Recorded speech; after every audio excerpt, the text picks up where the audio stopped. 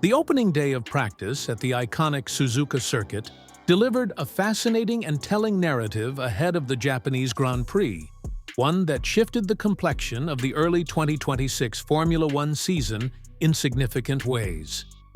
McLaren, the reigning Constructors' World Champions, announced themselves as genuine contenders once more after a troubled start to their title defense, with Oscar Piastri delivering a commanding performance to top the second practice session and signal that the Woking-based outfit is finally finding its feet in F1's new regulatory era. It was a Friday that raised as many questions as it answered, with Mercedes showing flashes of their early season dominance, while Ferrari and Red Bull found themselves mired in performance difficulties that will concern their respective camps heading into qualifying. Piastri was the undisputed star of Friday's running at Suzuka, setting the benchmark time of a 1 minute 30.133 seconds in the second session to finish 0.092 seconds clear of Kimi Antonelli's Mercedes and 0.205 seconds ahead of championship leader George Russell. The Australian's pace was evident right from his very first flying lap of FP2, when he displaced Russell from the top of the timing screens within the opening 10 minutes of the session on medium compound tires. When the softs were bolted on, Piastri turned in a lap that was a full second quicker than his medium tire benchmark, underlining the extraordinary step McLaren appeared to have made between the chaos of Shanghai and the sweeping high-speed curves of Suzuka. His MCL40 looked planted, controlled, and devastatingly quick through the S's and around the rest of this uniquely demanding 5.807-kilometer circuit, and the paddock will be watching closely to see whether that form translates into Saturday's qualifying session. The context behind McLaren's resurgent showing is crucial. The team arrived at Suzuka carrying real scars from the first 2 weekends of the season. In Melbourne, Piastri suffered a DNS before the race even began, while Norris managed only a 5th-place finish. In China, the situation was even more alarming, as both McLarens failed to take the start. A double DNS that sent shockwaves through a team that had only weeks earlier been celebrating their first Constructors' Championship in over 2 decades.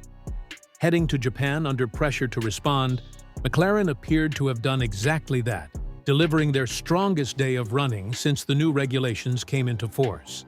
Whether this represents a genuine breakthrough or simply a track-specific advantage remains to be seen, but the signs are undeniably encouraging for a team that will be desperate to turn pace into points before Mercedes extend their early stranglehold on the championship.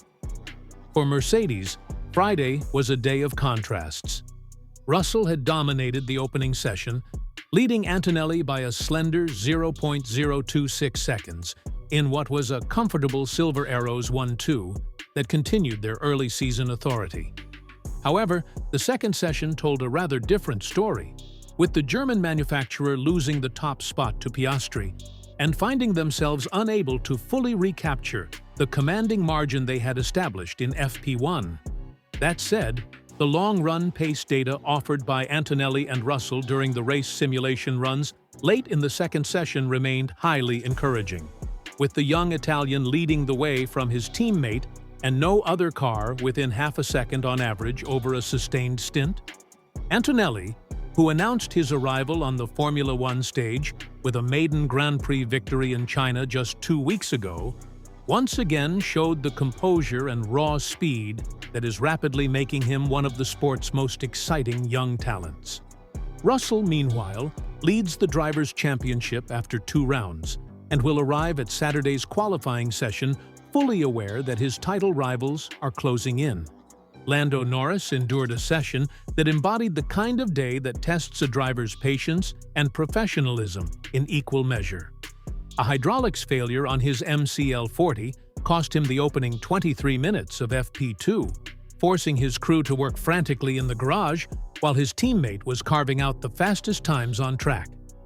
When he did eventually emerge, Norris was immediately on the back foot, completing a sighting lap before the midpoint of the session without posting a competitive time. It was only in the final phase, when most other drivers had reverted to yellow-walled medium tires, that the world champion fitted softs and posted a 1-minute 30.649 seconds, a time that placed him 4th overall and 0.516 seconds behind Piastri. That gap will be a target for Norris to close come qualifying, but the more pressing concern will be ensuring his car is mechanically sound and fully prepared for Saturday's crucial session. He also had 2 notable off-track moments during his 16 laps, first at the spoon curve and then at the chicane, suggesting the balance of his car still requires some refinement overnight. Ferrari's Friday was one of frustration and concern. Both Charles Leclerc and Lewis Hamilton arrived at Suzuka having introduced upgrades to their SF26, yet neither driver was able to translate those developments into competitive lap times.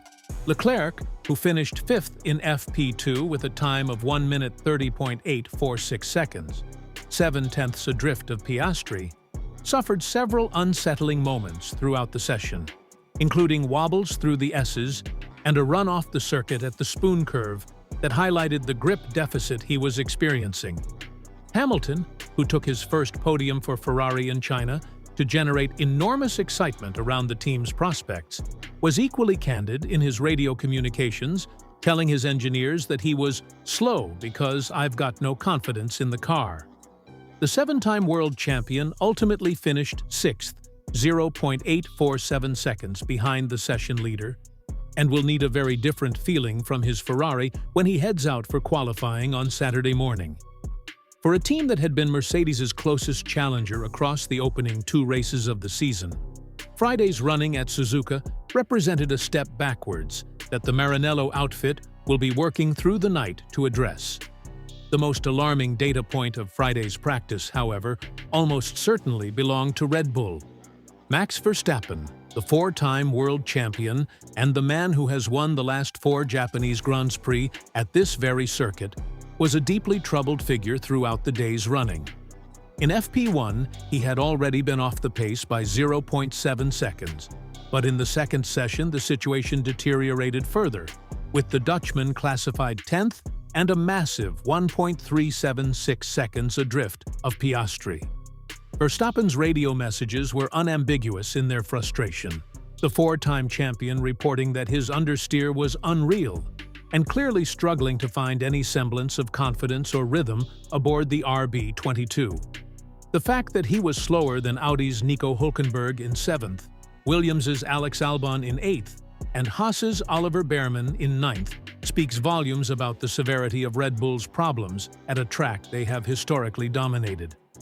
Teammate Isaac Hadjar fared little better, finishing 15th, and despite the team introducing upgrades for this weekend, the fundamental issues with grip and balance appear deep-rooted. Red Bull's title defense, already compromised in the opening 2 rounds, looks increasingly precarious. Verstappen's mood was not improved off-track either, after an incident in Thursday's press conference in which he asked a journalist to leave following what he considered an inappropriate question relating to last year's Abu Dhabi Grand Prix. Away from the frontrunners, there was further disruption in the midfield. Racing Bull's rookie Arvid Lindblad, who had shown impressive pace on his Suzuka debut by finishing 10th in FP1, was restricted to a single installation lap in the second session due to a gear shift problem that required a replacement component. Audi's Gabriel Bortoleto completed only 10 laps, owing to an unspecified technical issue that kept him confined to the garage for the vast majority of FP2. Cadillac's Sergio Perez, meanwhile, missed approximately half of the second session after his car sustained floor damage from a collision with Alex Albon during the first practice hour, requiring significant repair work from his mechanics. Fernando Alonso made his first appearance at Suzuka this season in FP2, having missed the opening session after arriving late in Japan following the birth of his first child. A joyful personal milestone that clearly took priority over track time. The veteran Spaniard finished 19th, 2 places and 0.355 seconds clear of teammate Lance Stroll, as he begins the process of rebuilding his understanding of a circuit that demands deep familiarity and a finely tuned setup. From a technical standpoint, Honda's F1 program director, Koji Watanabe, used the occasion of the company's home race to outline the areas of focus for their power unit development, noting improvements to energy management and vibration issues, specifically damage to the battery area, that have hampered their package in the opening rounds. The upgrades, Watanabe indicated, should yield both performance and reliability benefits around Suzuka's uncompromising layout. As the paddock prepares for final practice and qualifying on Saturday, the picture that Friday has painted is one of a championship that remains genuinely open, with McLaren's resurgence raising the stakes considerably and Red Bull's struggles threatening to leave Verstappen stranded in the midfield at a track he has made his own. Saturday morning will be critical.